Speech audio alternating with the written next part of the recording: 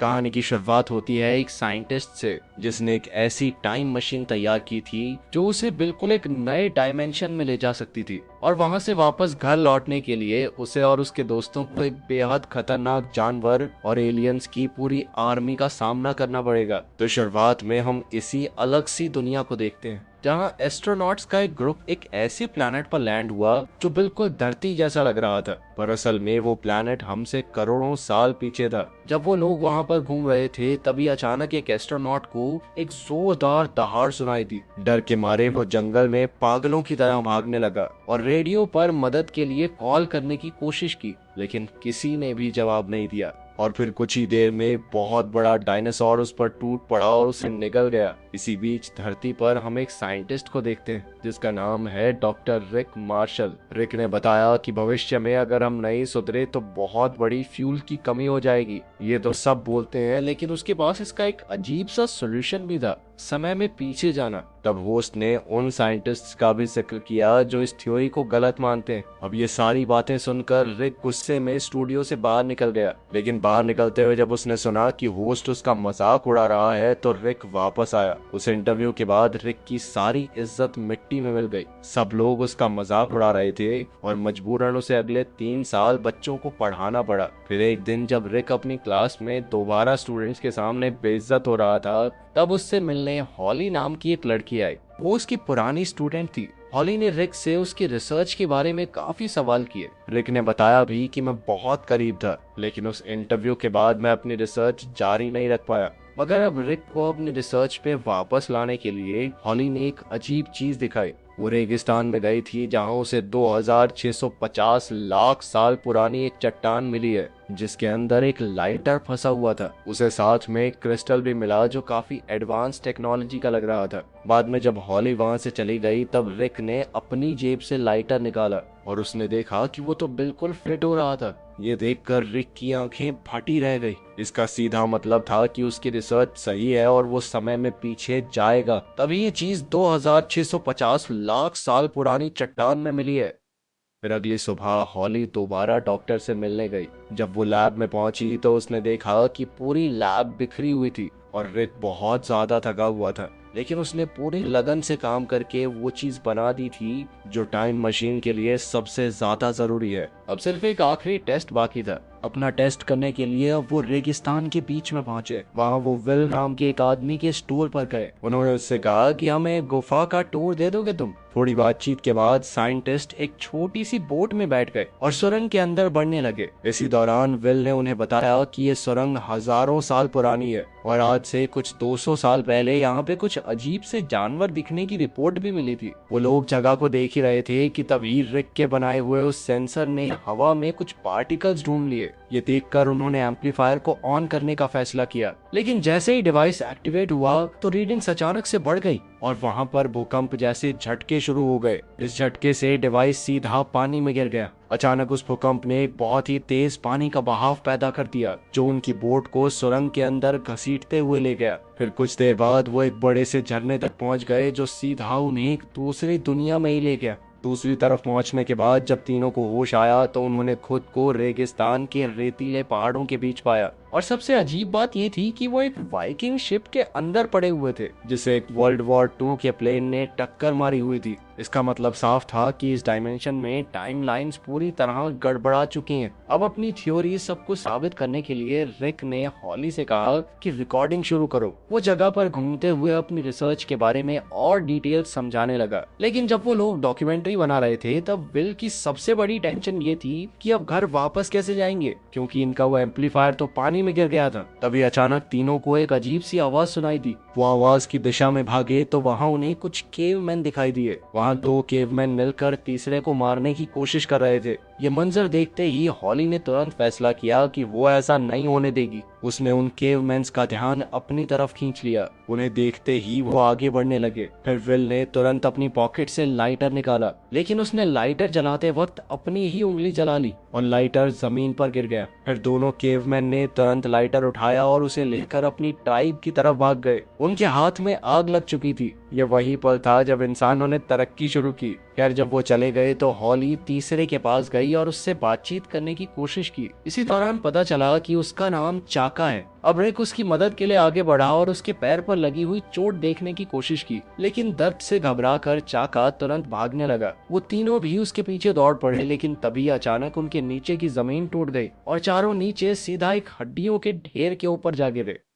वहां रिक को लगा कि शायद ये सब चाका का जाल था, इसीलिए वो उससे लड़ने लगा, मगर हॉली ने बीच में आकर दोनों को शांत किया। लेकिन उसी वक्त कुछ लंबी लंबी बेलों ने उनके पैरों को जकड़ना शुरू कर दिया और पल भर में सबको हवा में 10 मीटर ऊपर लटका दिया। ऊपर से रिक की नजर एस्ट्रोनॉट के कपड़ों पर पड़ी और तब उसे समझ आया कि ये जगह असल में खाने का कमरा है। यानी अगर वो ज्यादा देर तक लटके रहे तो यहाँ रहने वाला जो क्रीचर है जल्द ही उन्हें भी खाने आ जाएगा। इतना समझते ही चारों ने एक दूसरे का हाथ पकड़ा और पेंडुलम की तरह झूलना शुरू कर दिया, ताकि किसी तरह वो पास के पेड़ को पकड़कर अपनी जान बचा सके। लेकिन जब वो लोग पेंडुलम की तरह झूलने की कोशिश कर रहे थे तभी अचानक से वहाँ एक बहुत बड़ा डायनासोर आ गया। वो प्रोफेसर के हाथ को खाने ही वाला था, लेकिन उसका मुंह बेल से टकरा गया, जिससे वो टूट गई और चारों सीधा नीचे गिर पड़े। अब उस डायनासोर का मुंह वहाँ पर अटक गया था और इसी मौके का फायदा उठाते हुए चारों लोग अपनी जान बचाकर तुरंत भागे। कुछ देर के लिए उन्हें ऐसा लगा कि डायनासोर से बच गए हैं, लेकिन फिर एक बहुत ही बेकार आइडिया उनके दिमाग में आया कि सबूत के तौर पर उसकी तस्वीर लेनी चाहिए। लेकिन जैसे ही उन्हें डायनासोर दोबारा दिखा उसने फिर से उनके ऊपर हमला कर दिया। अब चाका को तो फोटो लेनी थी नहीं, उन्होंने तुरंत उसे एक पुल पार करते हुए देखा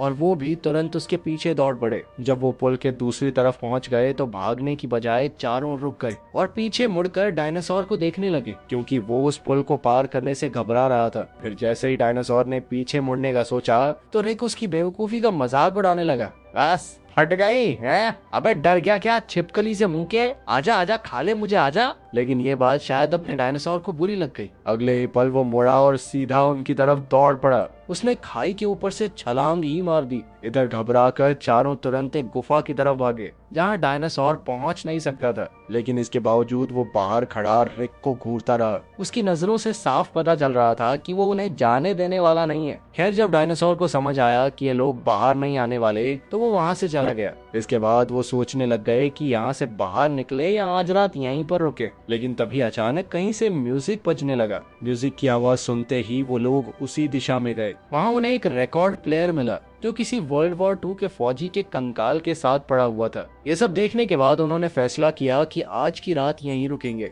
लेकिन सोने से पहले रिक ने कहा कि चाका हमारे साथ नहीं सोएगा, वो लोग इसे मार रहे थे, कुछ गलत काम किया इसने, क्रिमिनल है इस जमाने का। तब हॉली ने चाका से सवाल पूछने शुरू किए और धीरे धीरे सच सामने आया। पता चला कि असल में चाका तो यहाँ का राजकुमार है, लेकिन उसकी ही ट्राइब के कुछ लोगों ने उसके खिलाफ साजिश करके उसे गद्दी से हटाने की कोशिश की थी।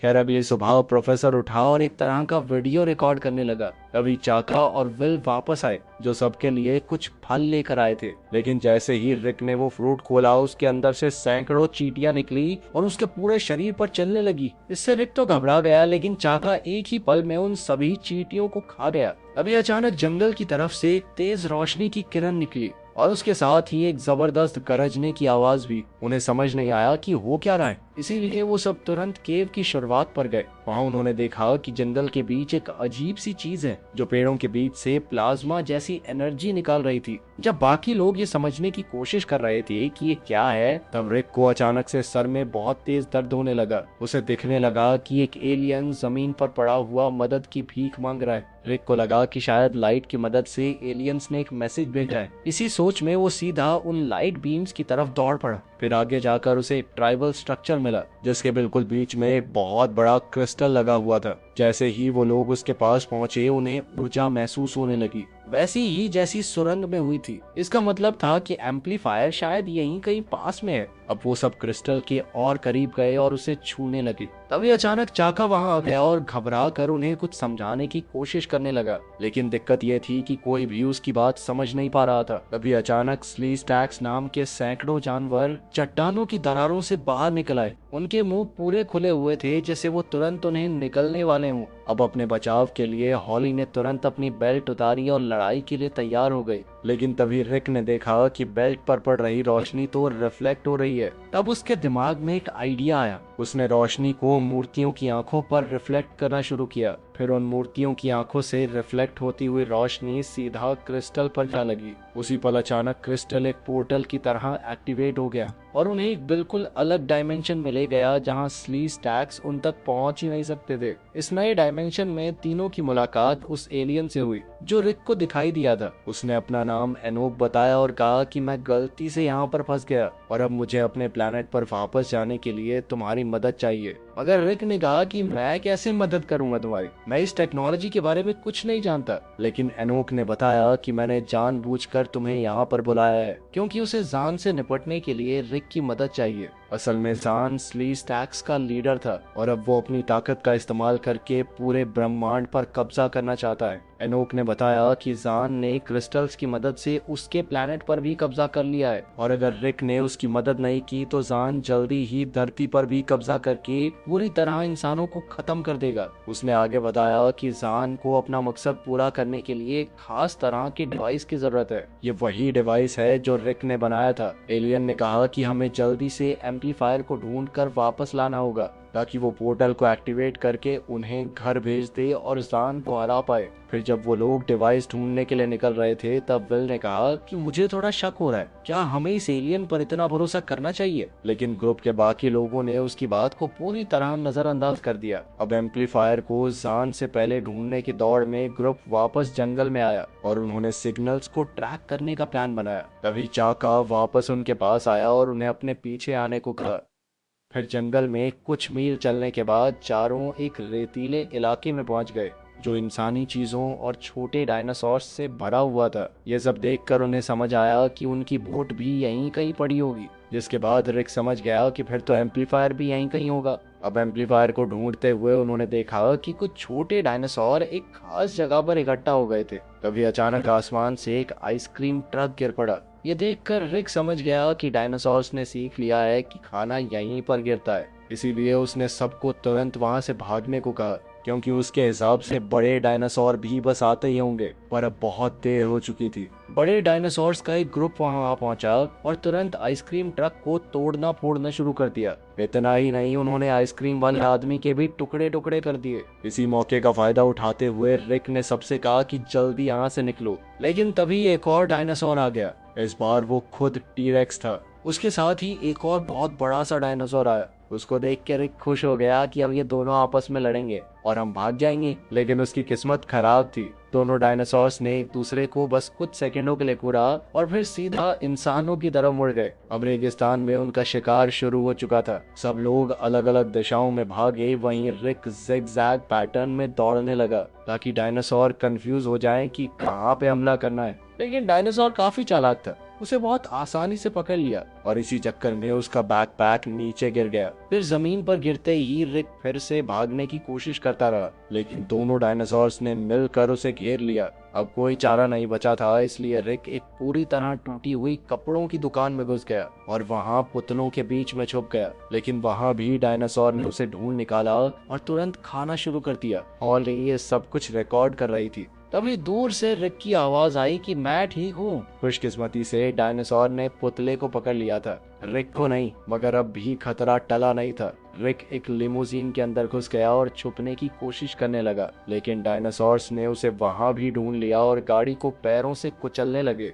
तब मजबूरन रिक वहां से भाग निकला जब थोड़ी देर के लिए डायनासोर्स का ध्यान भटक गया था। वहीं दौड़ते दौड़ते रिक एक पहाड़ी इलाके में पहुंच गया। वहीं देखते देखते उसकी नजर एक लिक्विड नाइट्रोजन सिलेंडर पर पड़ी और उसके दिमाग में एक आइडिया आया। अब रिक तुरंत ग्रुप की तरफ दौड़ा और चिल्लाते हुए बड़ी गुलेल तैयार करने को कहा।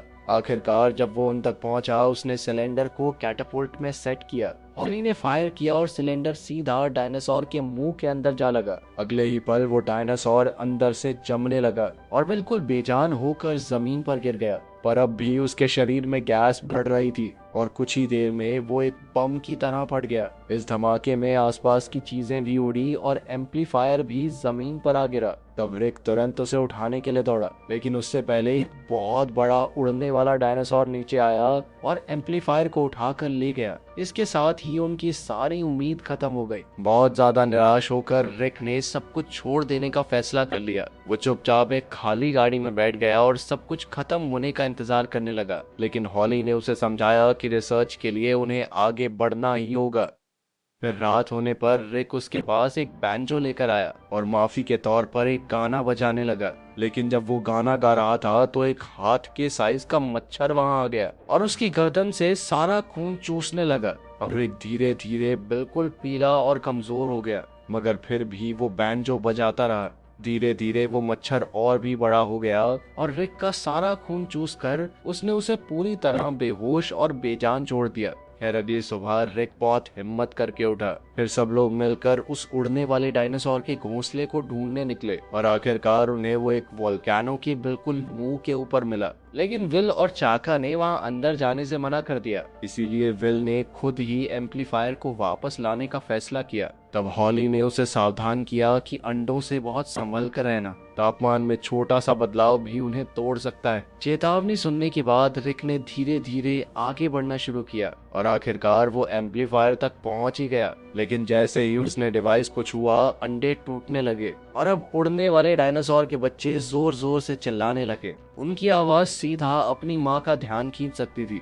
इसीलिए उन्हें चुप कराने के लिए रिक ने तुरंत लोरी गाना शुरू किया और धीरे धीरे पीछे की ओर चलने लगा। मगर गाने की वजह से सच में वो बच्चे सो गए और रिक सुरक्षित अपने ग्रुप तक वापस पहुंच गया। एम्पलीफायर वापस मिलने के बाद वो लोग रेगिस्तान के बीच एक सुनसान होटल में गए और पूल के पास बैठकर जश्न मनाने लगे। इसी दौरान हॉली उस डिवाइस को पूरी तरह से सही करने लगी। जैसे ही काम पूरा हुआ, हॉली थोड़ा दूर गई और एम्पलीफायर को चालू कर दिया। मशीन के ऑन होते ही एक और इंटरडायमेंशनल पोर्टल खुल गया। इस पोर्टल के अंदर हॉली को एक सुरंग दिखी जहाँ बहुत सारे क्रिस्टल और कुछ डायनासोर के अंडे पड़े हुए थे। पर तभी अचानक वहाँ एक होलोग्राम दिखाई दिया। असल में ये ज़ान का मैसेज था। ज़ान ने बताया कि एनोक जेल से भाग चुका है और ब्रह्मांड पर कब्जा करने के लिए उसे जो कुछ चाहिए था सब कुछ हासिल कर लिया है उसने। लेकिन अपना प्लान पूरा करने के लिए उसे अभी भी एम्पलीफायर की जरूरत है। यानी विल हमेशा से सही था।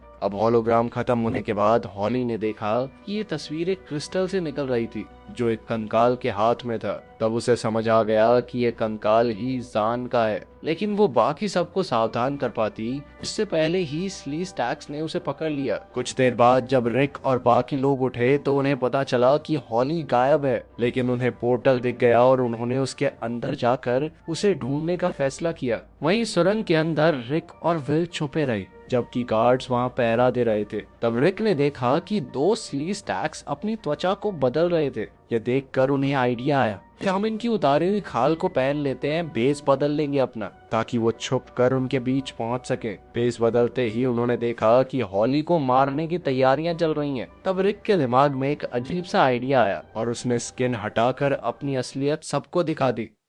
इसके बाद स्ली स्टैक्स का लीडर आगे आया और उसे बताया कि एनोक एक अपराधी है, उसने हमारी पूरी दुनिया को खत्म कर दिया। उन्होंने हॉली को इसलिए पकड़ा है क्योंकि वो उसकी मदद करने की कोशिश कर रही थी। ये सुनकर रिक को आखिरकार समझ आ गया कि उसे जाल में फंसाया गया था। लेकिन अब स्ली स्टैक्स के साथ मिलकर एनोक को रोकने की बजाय रिक और विल ने एक और जबरदस्त प्लान बनाया। उन्होंने स्ली स्टैक्स को लावा की कुएं में धकेलना शुरू कर दिया। इस हंगामे में आखिरकार वो हॉली को आजाद करने में सफल हो गए। अभी अचानक विलन एनोक सामने आ गया। एम्पलीफायर की मदद से उसने स्ली स्टैक्स पर कब्जा कर लिया था। उसने मुस्कुराते हुए कहा कि जब मैं धरती पे हमला करूंगा ना तो सारा क्रेडिट आपको दूंगा मिस्टर रिक, क्योंकि उसकी मदद के बिना ये सब मुमकिन कहाँ हो पाता। अब एनोक ने रिक का मजाक उड़ाया और वहां से चला गया। लेकिन उसी वक्त वो पहले वाला बड़ा सा डायनासोर वहां पहुंच गया। मगर इस बार रिक भागने की बजाय उसका सामना करने का फैसला कर चुका था। इसीलिए उसने बाकी सबको वहां से चले जाने को कहा। जाने से पहले उसने विल को एक पटाखों का बैग दे दिया जो उसने छुपा कर रखा हुआ था। अब लड़ाई के लिए तैयार होकर रिक ने एक स्ली स्टैक्स से बैम्बू का डंडा ले लिया और हमले के लिए तैयार हो गया। लेकिन जल्द ही उसे समझ आ गया कि एक छोटे से डंडे से टी-रेक्स को कैसे हरा पाऊंगा मैं। इसीलिए वो अपने प्लान बी पर गया। अब वो पटाखों के बैग की तरफ दौड़ा। रिक ने एक बम निकाला और लाइटर से जलाने की कोशिश की, लेकिन वो बिल्कुल नाकाम हो गया। गुस्से में रिक ने लाइटर और बम दोनों जमीन पे फेंक दिए। चलते तो है नहीं। अभी डायनासोर ने लाइटर पर पैर रख दिया और ये बिल्कुल वैसा बन गया जैसा हॉली ने फ्यूचर में उसे दिखाया था। अब रिक ने आर या पार का फैसला किया। उसने फिर से अपना डंडा उठाया और सीधा टीरेक्स की तरफ दौड़ पड़ा, लेकिन अगले ही पल डायनासोर ने उसे आसानी से निगल लिया। ये देखकर हॉली बुरी तरह घबरा गई। वो छुपने की जगह से बाहर आई और डायनासोर को लेक्चर देने लगी कि ये भी कोई तरीका है, ऐसे खाते हैं किसी को, गंदे। लेकिन डायनासोर ने उसकी बात को नजरअंदाज किया और वहां से चला गया।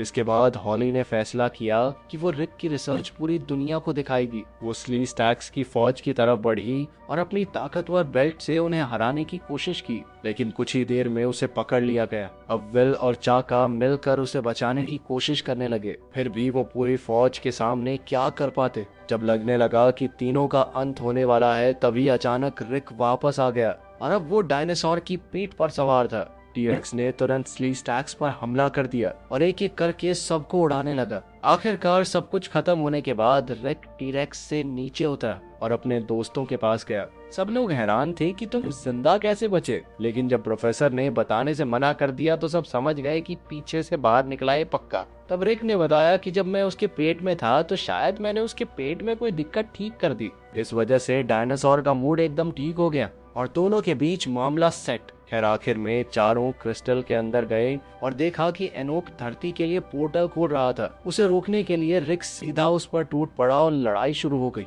इसी दौरान विल क्रिस्टल्स वाली टेबल पर चढ़ गया और उसने जैसा WWE में देखा था वैसा ही ट्राई किया, लेकिन बात कुछ बनी नहीं। ऊपर से उसके वजन की वजह से टेबल थोड़ी टेढ़ी हो गई और एक खास तरह का क्रिस्टल जमीन पर गिरकर टूट गया। ये देखकर एनोक बोला कि अब पोर्टल हमेशा के लिए बंद हो जाएगा। तब रिक के दिमाग में एक आइडिया आया। उसने कहा कि हॉली को जो क्रिस्टल मिला था उसका इस्तेमाल करके पोर्टल को खुला रखा जा सकता है। इसी मौके का फायदा उठाते हुए सब पोर्टल की तरफ भागने लगे, लेकिन एनोक ने ऐन वक्त पर विल का पैर पकड़ लिया ताकि वो भाग न सके। अभी चाका आगे आया और उसकी मदद की। आखिरकार दोनों मिलकर विलन को रोकने में कामयाब हो गए। इसके बाद विल ने रिक और हॉली से कहा कि तुम लोग जाओ, क्योंकि वो यहीं रुकना चाहता था। उसे लगने लगा था कि यही उसका असली घर है। उसे मॉडर्न दुनिया कुछ खास पसंद नहीं थी। उसके फैसले को मानते हुए हॉली और रिक ने उसे अलविदा कहा और पोर्टल से वापस धरती की तरफ निकल गए। इधर विल और चाका वहीं रुक गए।